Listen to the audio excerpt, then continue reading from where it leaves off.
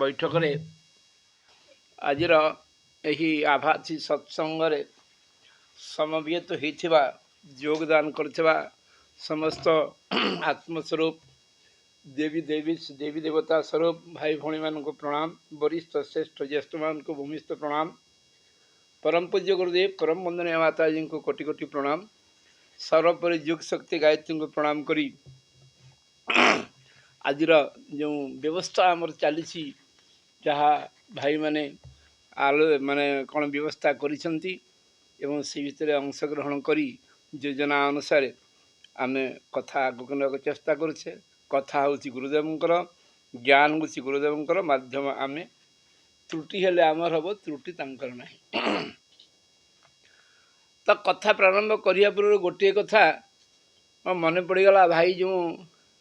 बलराम भाई जो कथा कहते ये जो कथा संस्कारवान पीढ़ी कथा जो शिव पार्वती को दिन संवाद गोटे कथा मोर मन पड़ुची जे से शिव को पार्वती पचारे कहली ये संस्कार फंस्कार ये लक्ष्य संस्कार कौन। प्राचीन भारत में 49 संस्कार थिला तापरे से 16 संस्कार है। बर्तमान तो प्रचलित संस्कार जहाँ आम जाचे गुरुदेव 10 प्रकार संस्कार को जोर देइछंती एवं ताहा मध्य प्रत्येक जगार चलछि। शिव पार्वती कथार उत्तर दे कही जीव शिव भवित देवी संस्कारात इति पार्वती। संस्कार हेले जीवटी शिवरे रूपांतरित हो जाए एवं शिवर समस्त लक्षण सुख सुविधा ताहाको प्राप्त हुए। ठीक से भली संस्कारवान पीढ़ी गढ़िबार जो उद्देश्य अभिमुख्य गुरुदेव परिकल्पना थिला प्रेरणा देथिले ताहा आज बहुत दूर चलुछि। किंतु गोटे कथा राधानाथ राय कथा मन पड़ुछि जमती भाई कहते आगे थिले जहु उत्कलर स्वामी बन्ही शिखापरी सदा ऊर्ध्वगामी किंतु एबेरे कौन ना तुम्बे होई सही वंशरे संतति जलाधार परी हेलो अधगति। पुणी कहते देखु नहांती कि मने बहिला जो किथिला राज्य कि होईछि आज। जो समस्या कथा भाई कहले जमी समस्या होउछि आमे संस्कारवान पीढ़ी गढ़िबारे एथे मध्य आमर भूमिका अच्छी। आमे ताको शिक्षणीय विषय कथा बलराम भाई कहले शिक्षणीय विषय कौन अच्छी ना आम धर्मर गर्व गौरवर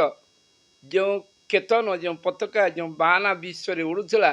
आज नहीं बोली ये साधारण अन्य धर्म भली समान कि हीन होगा जाऊँ या अंडर एस्टिमेट करा तेणु ये यार मध्य से अधपतन आड़ को जाऊँगी। तेणु आसंता आमर जमी सी न हम आम से कमी अग्रसर हवा यही धर्मर किमती माने याकू आग को नवा खाली आग को नुहे यार गर्व गौरव श्रेष्ठता वरिष्ठता मानव पाई उपयोगिता को प्रमाण करने आमको आदर्श ही सामना को जावाक पड़ो। ताहले लोक हिंदू धर्म विश्व गुरु जो भारतवर्ष थिला समस्त धर्मर श्रेष्ठ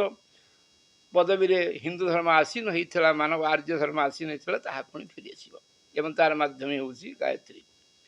तो जहाँ प्रसंग आमर जो चली मन एवं मनुष्यणा कर्मणा बंध वक्षय जो विषय अच्छी मन कथा अच्छी जमी बलराम भाई कहले एभली एक भयंकर इंद्रिय आम जिते बड़े कौन सी पूजा पाठ को न्यास करुचे आम न्यास कला बेले इंद्रिय गुड़ी को शुद्ध पवित्र करी बलवान करुचे। तेणु जो न्यास आम करुचे न्यास जे कथा आम भाई कहले जे मंत्रर कौन परिभाषा मनुआंग तारयते इति मंत्र जे मन को उद्धार करि पारे पतन रु पराभव रु सी हूँ मंत्र। तो ये आज ये जो आम कथा आलोचना चलुची ये हूँ साहित्य नुहे ये हूँ साधना। ये साधना आम किमिति बहु शास्त्र बहु प्रकार बहु विद्वान बहु अनुभवी बहु महापुरुष विभिन्न प्रकार रे मन को नियंत्रण करिवार अनेक प्रकार प्रथा प्रचलित अच्छी।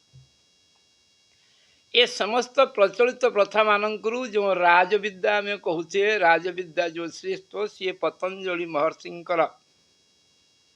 कौन युग ना अष्टांग योग या द्वारा मन को संपूर्ण नियंत्रण करा जाई पारे। तो ये मन को नियंत्रण करने जुगरू मन को नियंत्रण किमती कौन करा जाई परिबो मन को किमती आम इच्छा बांधि रखा आम इच्छा प्रयोग करवा आम इच्छा आम आज पर्यंत मनर इच्छा चलुचे आम मन को किमती इच्छा चलवा मन किमती आम अधीन चलो से उद्देश्य किमती पूरा हम से गुरुदेव बड़ सुंदर सुंदर उपाय बतई एवं से पतंजलि महर्षिंकर आधार में अनेक कथा कही वास्तव साधना व्यवस्था देते आम जो जीवा से कथा गुरुदेव लिखिले संसार कौन अच्छी ना भौतिक संपत्ति समस्त को मिले दुष्ट को भी मिल आउ शिष्ट को भी मिल गाड़ी घोड़ा घर द्वार जमी बाड़ी ये समस्त को दुष्ट को भी मिल आउ शिष्ट को भी मिल किंतु आत्मिक संपत्ति ये भौतिक संपत्ति समस्त को किंतु आत्मिक संपत्ति जमती है सद्गुण गुड़िक प्रसन्नता निरोगता सुख शांति संतोष तृप्ति आनंद ये समस्त शिष्ट मानकर बा साधक मानकर बा आध्यात्मिक मानक मिल एवं ये समस्त मिलवार मूल उत्स जी मुख्य व्यक्ति बा मुख्य वस्तु बा मुख्य पदार्थ है मन किंतु गुरुदेव लिखिले ये मन को आम नियंत्रण करिवार प्रथम आध्यात्मिक साधनार आमको तीन दोष आम पाखे अच्छी ये तीन दोष को आदि मनीषर बात पित्त कफ तीनटा दोष हेले विभिन्न रोग आम पड़ुचे सेमती तीनटा दोष जो आध्यात्मिक साधन करुवा व्यक्ति भयावह मारात्मक रोग पड़ जाती एमाने जमी पक्षाघात हो जाती पागल हो जाती सन्निपातग्रस्त हो जाती ठीक से आध्यात्मिक त्रिदोष जहाँ जे गुरुदेव लिखिं ममत्य कपट आउ अवगुणग्राही दृष्टि ये तीनटा को कौन करिया पड़ो ना तीनटा छाड़िया को प्रयास न कले केबे हेले आध्यात्म जगत रे मन भली जहाँ को वायुरेव सुदुष्कर अर्जुन कही कृष्ण को ताको नियंत्रण करा जाई परिबना तेणु जे आध्यात्मिक त्रिदोष आमर अच्छी से त्रिदोष जो अच्छे त्रिदोष के प्रथम काटिया पड़ो अर्थात ममत्य कपटता एवं अवगुणग्राही आज पर्यंत आम जनकार सद्गुण को कम आलोचना करूँ बेसी अवगुण को तार कौन खराब कौटी कला बलराम भाई कौटी खराब कर कौन क्या कहते कते कते सब भूल तक मन अच्छी से जो भल कथा कहवा आमको बुझेवा मार्गदर्शन करिया परिश्रम करिया गोटे भल गुण देखा जाऊना ठीक यही जो ये तीन जिनस को अतिक्रम करें आउ दुईटी जिनस आसे पंचकोशीय साधना रे आमर आउ दुईटा कथा अच्छी साधकर दुईटा जिनस अच्छी कौन अच्छी साधक पाखे मन को नियंत्रण केमिति करिया को जीव साधना द्वारा हम ता पूर्व नुहे तो साधना तो करिपरिब सी कहीं करिपरिब नाही ना तापर त्रिदोष सहित आउ दुईटी मध्य बड़ दोष अच्छी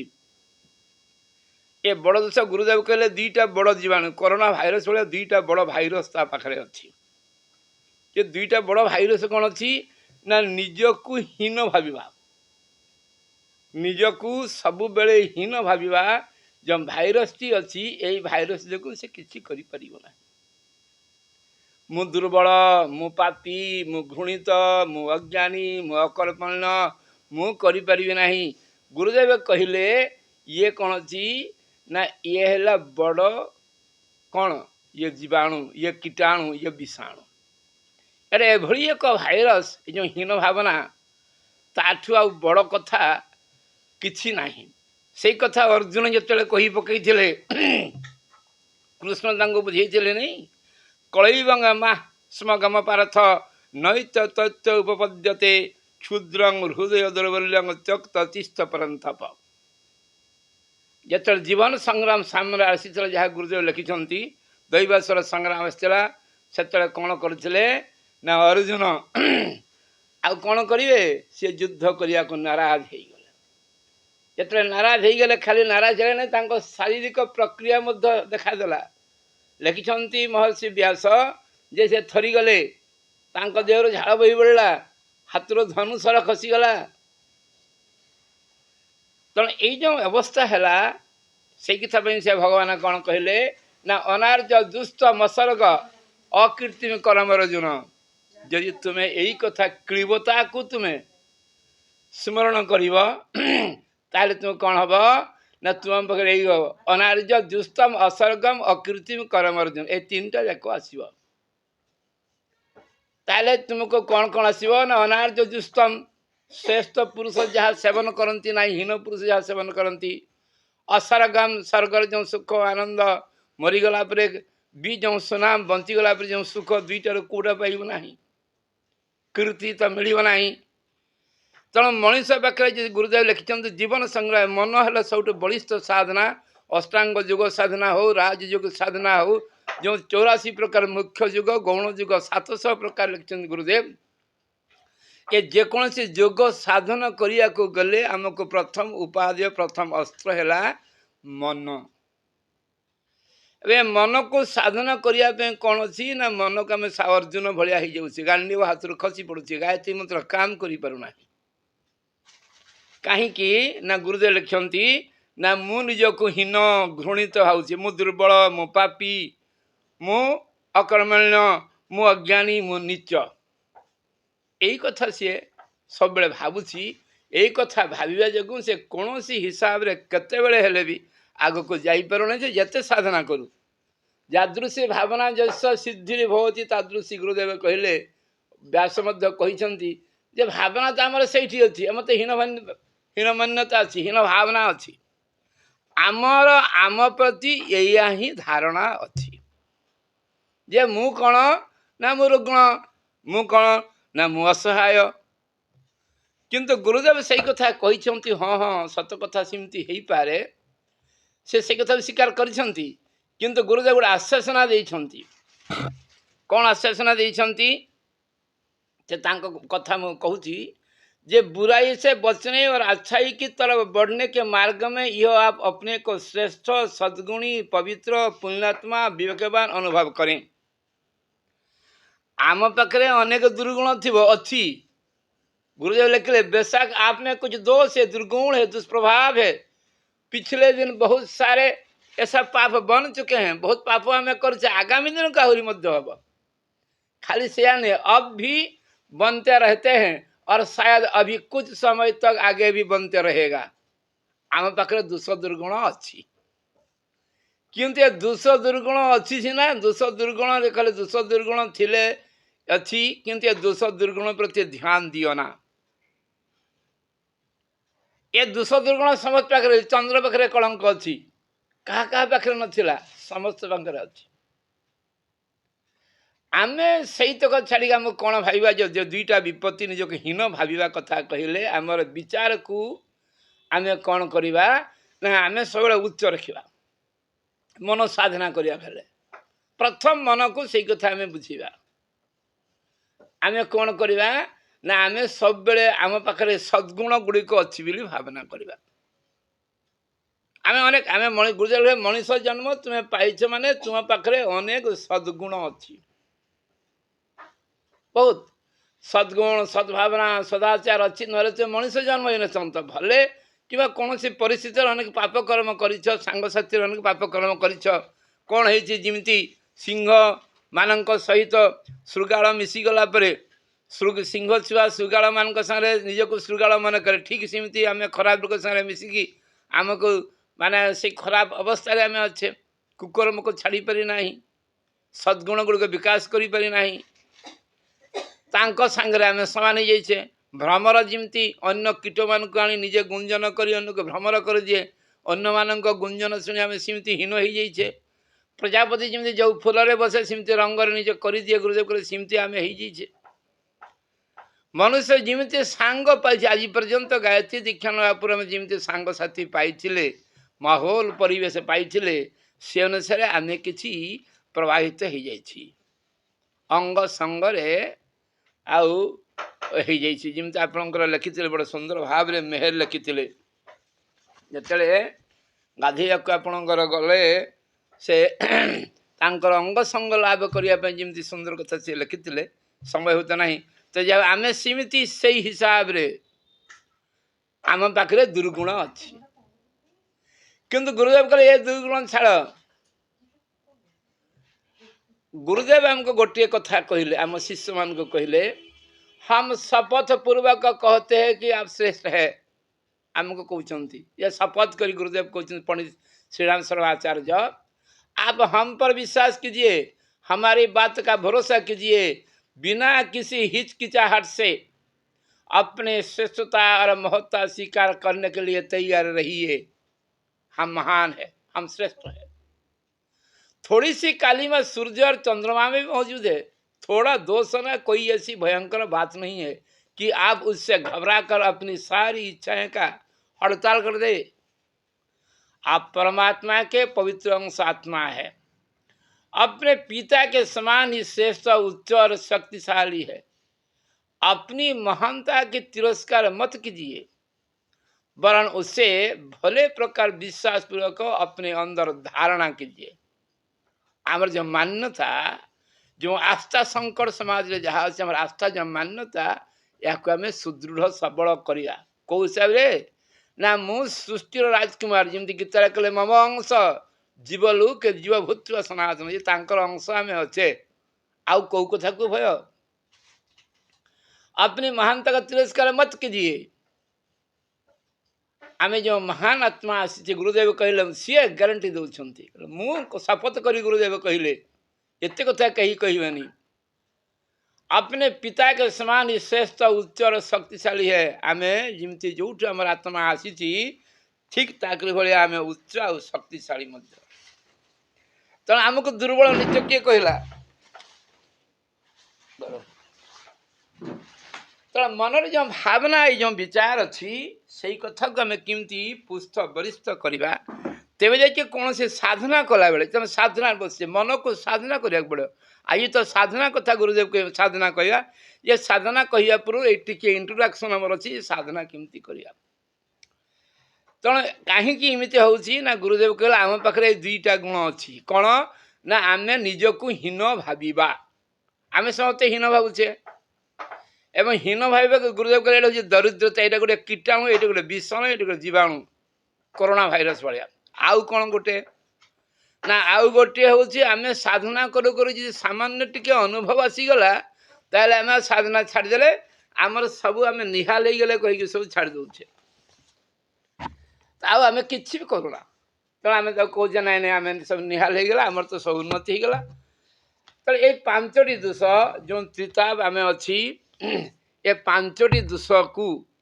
जो त्रिदोष कथा आम कहले, परदोष दर्शन व अवगुण दर्शन अच्छी, ममत्व, कपट,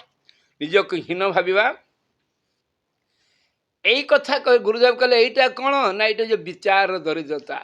आम जो बारंबार गोटे कथा जो सामूहिक मंत्र लेखन आयोजन होती, सामूहिक जपर आयोजन होती, सामूहिक यज्ञ व घरे घरे यज्ञ आयोजन जो व्यवस्था चली आम ओडिशा रे वर्तमान गुरुदेव प्रेरणा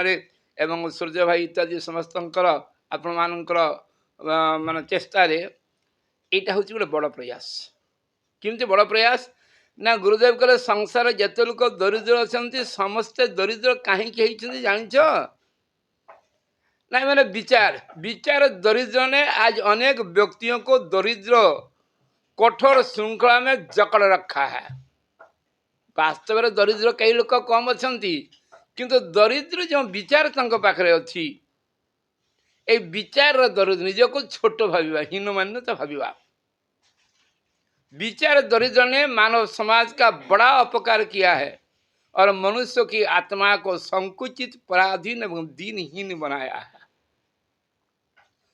कहबार उद्देश्य हूँ आम जो सोहं अयमात्मा ब्रह्म सच्चिदानंद अहं परमात्मा अहं शिव अहं, ये जो वेदांतर बड़ बड़ वाक्य गुड़िक अच्छी, ये गुड़िकर बड़ मर्यादा अच्छी। तो आम जो आम दीनहीन निजक भावुचे, दीनहीन भाविले कौन साधन हम ना। या द्वारा हम कौन ना, जदि जड़े गुरुदेव लिखिले जदि भयंकर जड़े धनी लोक भी, जड़े संपन्न लोक भी, ऐसा भयपूर्ण एवं क्षति विचारधारा को कारण अनेक व्यक्ति वायुमंडल से दरिद्रता को लहरें अपनी ओर आकर्षित करते हैं। जो मैंने निजक गरीब भावुंट, जो मैंने निजक असहाय भावुंट, जो मैंने निजक असमर्थ भावुंट, जो मैंने निजक अयोग्य भावुंट, से धरण लोक जो माने कौन करिसंती ना शरीर त्याग करिसंती एवं तांकर चिंतन महाशून्य विचारधारा आज पर्यंत अच्छी, जो व्यक्ति निजको जिमती सिमती भाविब से विचार गुड़िक ताड़ को आकर्षित हब। अनेक व्यक्ति वायुमंडल से दरिद्रता की लहर अपनी ओर आकर्षित करते हैं। लूला, लंगड़ा, नेत्रविहीन, बधिर व्यक्ति यदि दरिद्र रह जाए तो वह इतना तिरस्कार का पात्र नहीं है जितना वह भाग्यहीन पुरुष जो अपने मिथ्या विचार द्वारा जे अंध कणा छोटा सी तो गरीब रहिबा बेकारी जे रहिबा किंतु जे भल लोक दरिद्र हो जाउची अभावी हो जाउची यह कारण होची तार भावना से रकम भाविबा जगू महाशून्य रे मौजूद थवा सिमती मनस्थिति बदल परिस्थिति जिमती ता मनस्थिति अनुसार परिस्थिति ही आछि। तो मनस्थितिर तार ए व्यवस्था जगू ये जो मनस्थिति व्यवस्था अच्छी ये मनस्थिति हूँ गुरुदेव कहले एटा हूँ बड़ जीवाणु। ये जो विचार माने जो दरिद्रता के कीटाणु क्यों कर फैलते हैं कहीं चारिड़े प्रचार हो माने चारिड़े प्रसारित हो जाउची। तो जो दरिद्रता दरिद्र चिंतन नीच चिंतन हे चिंतन आम पाखे अच्छी ए चिंतन होची कौन ना आमे आमको नीच कर दउची। आम महापुरुष मैं इतिहास देखीचे उदाहरण सब देखीचे साध जो जमी जमी भावना तांकर यादृश्य भावना जैसे गीता कथार खाली नहीं इतिहास मध्य देखाई। तेणु आमको प्रथम लिखिले दरिद्रतार कीटाणु जो आम पाखे अच्छी अपने आप को भाग्यहीन गिरा हुआ दिनहीन मानकर दरिद्रतार भय के विचार जीवन प्रवेश में दृढ़ता से जमा देता है और उसका प्रभाव एक ऐसा चुंबक बन जाता है कि जो गरीबी लाचारी क्षुद्रता को अधिक परिमाण में हमारे ओर आकर्षित करके लाता है। वह दरिद्र व्यक्ति ही गिरी हुई दशा की ओर आकर्षित होता है। हमें भावना द्वारा जो आकाश तत्व में मौजूद यही भाया गुण सब अच्छी एवं यही भाया दुर्योग मध्य अच्छी ये आसी आमको पहुँची जीव एवं आमको से रकम करदब। ये हूँ विज्ञान। उनके दुखड़े शून्य में दिलचस्पी लेने लगता है क्रमशः उन्हीं जैसे टूटी फूटी विचार प्रणाली उन्हीं जैसे दीनहीन परिस्थितियाँ उन्हीं जैसे लाचारी और असमर्थता की कुप्रवृत्ति से सानिध्य कर लेता है। मैंने आम जो निज को रुग्णहीन भावुचे सत्य बेले पर्यंत महाशून्य से शक्ति आमको आसी इमती लोक सहित मिसई देउची इमती परिस्थिति बनई देउची इमती दुर्दशा तैयारी कर देउची जहाँ द्वारा आम से कौन हो जाऊे ना से घाटी चकटी हो पेशी हो जाऊे अंधकार पतन भिख मंगे निकृष्ट विचार उससे दीनता को दुर्भावना उत्पन्न कर देते। ये विज्ञान किए ना भावना किए ना मन आम मन जो भावना परिकल्पना एमती करुच्ची ये मन रे शुद्ध भावना आने मन को एकत्रित कर अर्थात आम आज जो अवस्था अच्छे जो दिनहीन अवस्था अच्छे वास्तव में आमर यही अवस्था नुहे आमे मन को नियंत्रण कर न रखिथिबा जगु मन चिंतन प्रक्रिया ठीक कर नथिबा जगु विचार प्रणाली शिखी नथिबा जगु आज आमे यही अवस्था अच्छे। भारत वर्ष गुरुदेव जिते जन लोक हिंदू धर्म रे जतिक लोक दुखी अच्छा वास्तव में सत लोक दुखी नुहंती तांकर दरिद्रता ही दुख अन्य सभ्यता संप्रदाय निजक समान बड़ बड़ मन करती बड़ चिंतन करती आम जो चिंतन कर भारत को जलपथर आविष्कार केते साहस थिला तांकर भारत आक्रमण करने को जहाज डंगार आसी भारत भाया देश को पराधीन करने केते साहस थिला। तो कहबार उद्देश्य हूँ आम दिन आम कौन आम से वेदांत दर्शन वाक्य को सोहं परमात्मा अहं सच्चिदानंद अहं शिव अहं अयमात्मा ब्रह्म अहं ब्रह्मास्मि ये जो उच्चस्तरीय भावना भली आम भाव जो सिमती भी न भावा एतिकी जब ज्ञानी मानी सुखी संयमी दानी ये सद्गुण गुड़िक भावना करिया इमती जो जो भावना करवा से परिस्थिति आम आड़ को विज्ञान द्वारा आम चिंतन द्वारा महाशून्यर इथर रु सब से आम पाखे पहुँची जीव एवं आमको समान आम भावना अनुसार सहयोग करने को लगे। तो ये जो भावना या बलिष्ठ करने जो साधना अच्छी आम कौन अच्छे ना आम प्रति ये जो यहाँ हूँ धारणा आम आरथर प्रत्याहार कौन शिखुले अष्टांग जुगर ये हूँ धारणा आम प्रति धारणा कौन रहा दरकार आम कौन भाव्या आम से हवा आम कौन आम जहाँ भाव्या आम से हवा आम आज जहाँ भी आम कि गोटे भावीचे आम कि धार्मिक भावना भावीचे धर्म करुचे अधर्मी भावना अधर्म करुछंती जो धार्मिक भावना अच्छी या आम कौन करवा ना आम धारणा को ए मन को ए धारणा रे जे मु हूँ परमात्मा कौन श्रेष्ठ आत्मा सृष्टिर राजकुमार श्रेष्ठ जीव ताले यही भावना को यही मान्यता को यही आस्था को अंतकरण में सुदृढ़ करने एवं चिर अभ्यस्त करने मन को निज इच्छा नचापी गुरुदेव गोटे साधना बतई आम कौन कहे ना धारणार साधना किमती आम साधना करवा मन को आसतु समस्ते मन दे शुणा कौन अच्छी साधना धारणा साधना ये साधना अभ्यास हूँ सकाळ आ संध्या समय सकाळ हो पारे संध्या हो पारे प्रातः सायं बसवा किमती न सुखासन नेत्र बंद रहिबा शरीर शिथिल रहिबा मन शांत रहिबा चित्त एकाग्र रहिबा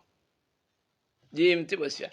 जो मानक एका बेले सीमित अभ्यास कले हम मत हो नहीं वर्षे पर हम मु 20 वर्ष है दीक्षा नहीं मोर किसी भी है आज पर्यंत तो कौन मुझे छाड़देवी अभ्यास करी नहीं अभ्यास करी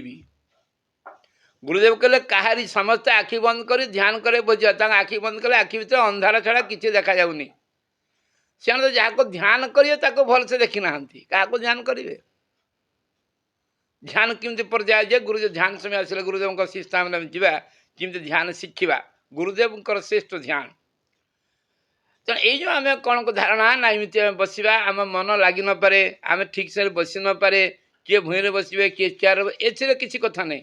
या बसबार अभ्यास आसन सिद्धि जमी कहे अध घंटा बसी पड़ा कि आज ना 2 मास पर हम 6 मास लगे प्रथम बसबार सिद्धि आसन सिद्धि तापर ये जो धारणा ध्यान अच्छे ध्यान कार कौ देवतार जमती गुरुदेव मैंने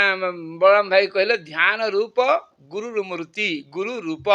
ये गुरु रूप भी ना कहीं बहुत समय गुरु का मानसे गुरु मार्गदर्शक किंतु बलि गुरु त्यजदी कांत भरत बनिता भरत महतारी बलि जिते बलि आसिले गुरु को शुक्राचार्य कथा कहले निजर जीवन श्रेष्ठता पाखे आउ से गुरु को मध्य नेले नाही बलि गुरु त्यजदी तेणु यही कथा आस क्या ध्यान हम ना आम बसिले आसन मन रहा आम आखि बंद अच्छे ध्यान निज शरीर ध्यान निज शरीर के आम भल कि देखिए तो आम जो साधना अच्छी तत्वबोध साधना जो अच्छे सहंग साधना आम जो दर्पण साधना करे मन थी ना अभ्यास कर निज शरीर ध्यान निज स्वरूप को ध्यान आखि बंद थी स्थिर आसन नेत्र बंद शरीर शिथिल मन शांत चित्त एकाग्र आखि बंद ध्यान कहाँ रोची न ध्यान निज शरीर ध्यान हो निज को गोविंद बाबू ध्यान कर सहंग मित्मी उपासित मु हूँ निज ब्रह्म निज शरीर को ध्यान कर भगवान पर शरीर को ध्यान मन से केन्द्रीभूत हो देखिए निजे निज समय आखि बंद कले देखा जो गुरुदेव लिखले निज निज सम्मुख ठिया होता निज शरीर को देखु ध्यान दे आखि खोल नहीं ध्यान दे शरीर कौन देखिए ना एक एक अंग पर ध्यान हाथ उपरे मुह उपरे गोड़ उपरे नाक उपरे पेट उपरे गुप्तांग उपरे प्रत्येक अंग उपरे आमको कौन करिया पड़ियो ध्यान करिया पड़ियो प्रत्येक अंग उपरे ध्यान करिया पड़ियो प्रत्येक ध्यान मग्न होकर अपने शरीर का स्वरूप इस प्रकार देखिए मानो कोई दूसरा उसे देख रहा है गुरुदेव कहले जमती अन्य को आप देखुंट सेमती निजर शरीर को आखि बंद करके देखु एवं देखी सारे कौन ना गोटे गोटे अंग कर देखते देखिले देखा बेले कौन करेंगे ना भावना जे अंग को देखुंट से अंग देखते जो भी अंग देखुंट से सुस्थ बलवान सतेज अनुभव कर मनकर जनका हाथ में बीमार अच्छी हाथ बथा हो हाथ उठे पार ना आप ध्यान साधना सब करें से अंग को देखते ध्यान आप से अंग को ध्यान देखु एवं से कौन करूँ ना सुस्थ बलवान सतेज हबार अनुभव करूँ कल्पना करूँ प्रेरणा दिंतु प्रेरणा नियंतु एवं से अंग भितर सेमानक भितर पर्याप्त शक्ति पूर्ण अच्छी बोले भावन्तु स्वास्थ्य ठीक अच्छी बोले भावन्तु रक्त संचार ठीक होची बोले भावन्तु स्फूर्ति ठीक अच्छी चंचलता ठीक अच्छी तेज ठीक अच्छी तेज रे जगमग करुची गुरुदेव लिखले तेज जगमगा रहा है ये ध्यान करुछंती हम कहा को ध्यान करछे ना हम निज शरीर को ध्यान करछे प्रत्येक अंग को हाथ पाद नाक कान आखि पेट छाती अन्यान्य अंग किसी समय ध्यान सारी ध्यान करंतु गुटे गुटे तापरे समग्र शरीर को एककालीन देखंतु सुस्थ सजल शरीर समग्र आपण देखुछंती सुंदर सुस्थ शरीर सुंदर रूप सशक्त यथेष्ट बल सतेज चेहरा एक उत्तम शरीर कलाई परे से किसी नहीं एवं प्रत्येक अंग अवयव रे शुभ्रता दिव्यता श्रेष्ठता महानता देखंतु गुरुदेव कहले जो मानकर जो अंग खराब होची से अंग रे बेसी ध्यान करंतु से अंग आपे को हॉस्पिटल मेडिकल में आपे ठीक ही जीव ये ध्यान ये चमत्कार ये सिद्धि या प्रथम ताले आम पर्याय से शरीर ध्यान आरंभ कले सामने ठिया ही देखले प्रत्येक अंग अंग अवयव को देखले आउट आगे एबे से शरीर भितर मन अच्छी बोली मन को ध्यान करंतु वर्तमान मन को ध्यान कर मन को ध्यान करंतु मस्तिष्क स्थान रे तीव्र बुद्धि स्मरण शक्ति चतुरता ज्ञान विवेक मस्तिष्क देखंतु ताले मन कोठी थिबो आमे भाबिया मन मस्तिष्क रे अछि भाबिया गुरुदेव कहले भावंतु से मन आमे मस्तिष्क किया खोली छंदे बंद करंतु किया खोली छंती बंद करंतु स्पीकर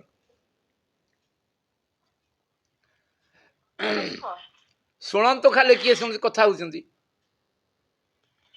तण वर्तमान मन को ध्यान कर शरीर ध्यान पर मस्तिष्क रे मन को ध्यान करंतु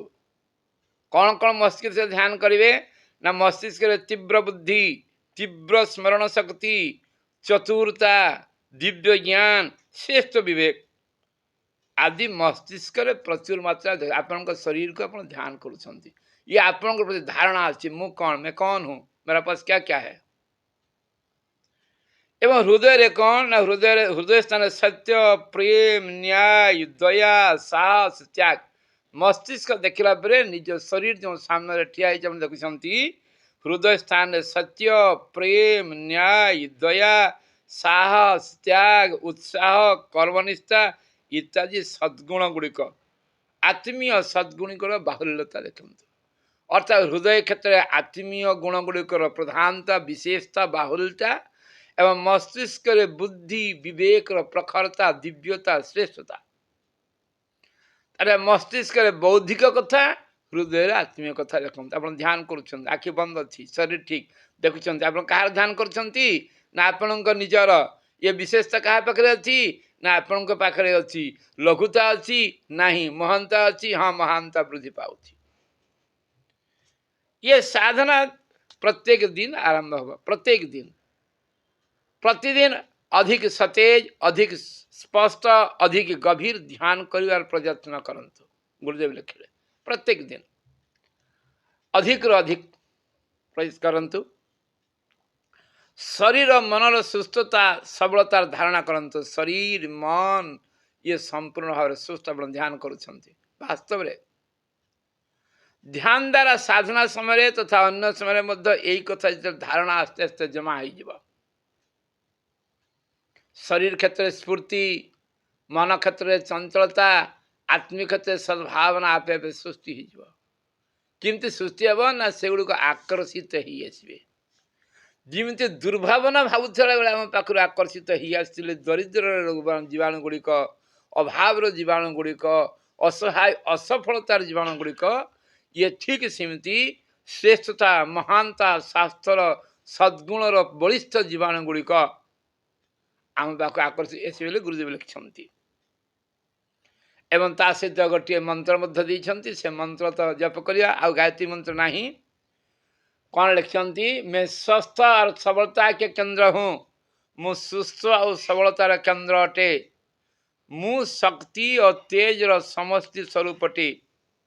मु मो भाग्यर स्वामी अटे मु श्रेष्ठता और पवित्रतार परिपूर्ण अटे मु सुसंपन्न शरीर और सुसंपन्न मस्तिष्क एवं सुसंपन्न अंतकरण धारण करिछि जेते आमे ए जो ध्यान हमर रहबो ये ध्यान रहला ये बहुत समय या ध्यान जते निजर सुविधा अनुसार कि समय ध्यान कला परे ध्यान भांगिवा पूर्वरु 5 थर ओम उच्चारण करंतु दुई हाथ को परस्पर घसी दियंतु एवं हाथ घसी सारा परे ताको आखिरे कपाल रे मारे कि आस्ते आस्ते आखि खोलंतु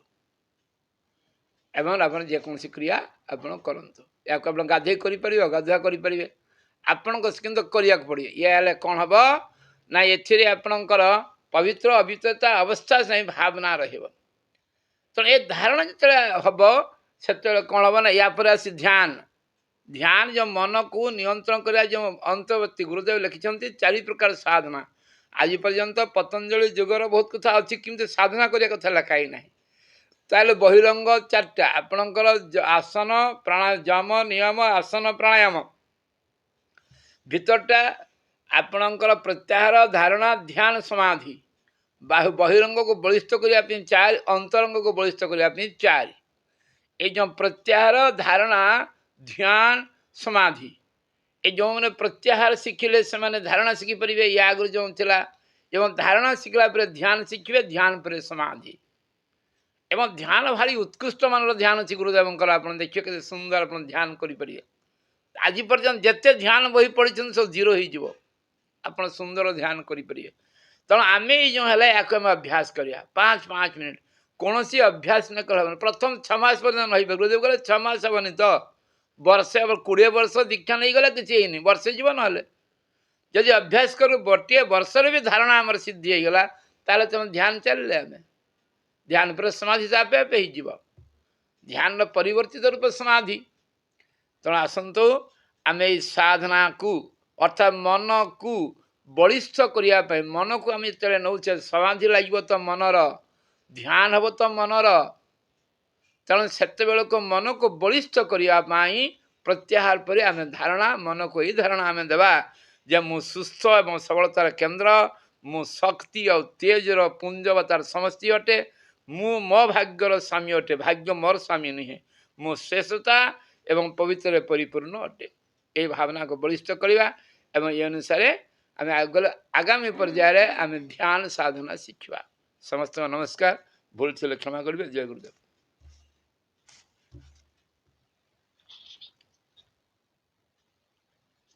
जदि किसी प्रश्न थाए पचारंतु या एड्रेस करंतु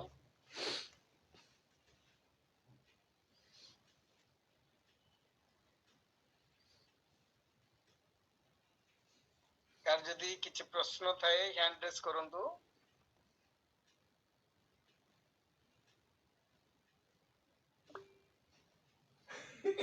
राधा दास भौणी की अच्छंदी कोंतु अनम्यूट करंतु साउंड पचार भाई प्रणाम समस्त प्रणाम भाई भावना कोन रहबो टिके आउथरे कोंतु माने कौथरे भावना भावना तो देख भावना माने ध्यान भावना कौन हम ना आरंभ रु शेष पर्यंत भावना अच्छी आपण बसी सारा पर जो भावना सुस्थ रहिबी केमती सेटा सेटा आउथरे कोंतु हाँ जे आप माने देखो प्रथम से आप जो भावना आप जो अंगर मन कर आपणकर ब्रेन मुंड बथा करुच्ची कि हाथ बथा करुच्ची आपण जो अंचल जो स्थान आप पीड़ा अच्छी आम आप आखि बंद कर स्थान को आप देखु एवं से आप प्रेरणा दिंतु जे कि मोर जो पीड़ा चली जाऊँगी मु सुस्थ हो जाऊँगी ये सुस्थ बलिष्ठ तेजवान हो जाऊँगी आपड़ से भावना करा पड़ो एवं समग्र शरीर भावना बेले मु सुस्थ सबलतार केन्द्र अटे शक्ति तेजर पुंज अटे से भावना करा पड़ो जिते निर्दिष्ट अंग अवयव को भावना कर से अंग अवयव निरोग से अंग अवयव बलिष्ठ से अंग अवयव सतेज एवं सक्रिय भावना कर।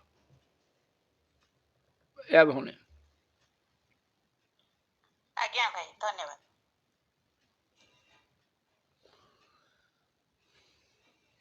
ଠିକ ଅଛି, ସମସ୍ତେ ବହୁତ ଭଲ ଭାବରେ ବୁଝି ସାରିଛନ୍ତି, ସମସ୍ତଙ୍କୁ ଧନ୍ୟବାଦ।